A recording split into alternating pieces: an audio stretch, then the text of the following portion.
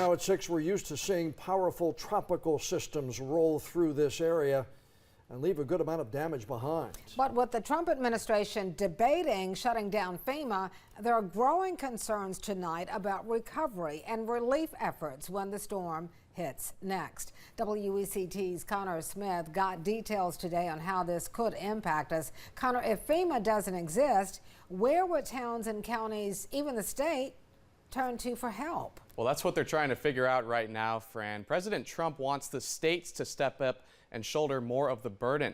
But if they can't come through, it does fall on the local level. And that has leaders here worried about what happens when disaster strikes next. We're used to seeing these kinds of storms roll through here, the ones that leave entire communities underwater. And once they're over, our local governments turn to FEMA for help. Data shows the agency providing millions of dollars to this region over the last few years. FEMA has been vital. It's been a great partner with the town.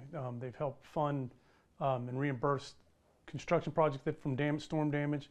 We've gotten a lot of things that otherwise would have came out of our fund balance. Carolina Beach Town manager Bruce Oakley says they're expecting roughly $800,000 from FEMA to cover damages just from this storm in September. That potential tropical cyclone dropped around 20 inches of rain on the town.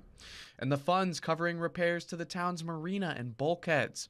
Oakley says federal aid also helps small businesses and the people living here get back on their feet. It's very crucial to have that money. But the Trump administration's spending cuts are now making their way through FEMA. The president suggesting the agency should be eliminated altogether, though he would need congressional approval. As a senior Department of Homeland Security official tells us, emergency management is best led by local authorities. While the president says the agency is slow and ineffective, Oakley says they've always been thorough and quick when working with Carolina Beach. We're very concerned about the cuts. I mean, it seems to work great right now. For now, Town Hall keeping an eye on Washington so they're ready when disaster strikes. And Oakley says right now they're just trying to stay flexible. If FEMA is abolished, they would turn to the state, but they also might have to raise property taxes to offset any emergency relief money they lose. Fran? Connor, you said this would put more pressure on the states. Is North Carolina preparing to adjust at all? Well, I did reach out to the North Carolina Department of Public Safety. They oversee emergency management in our state.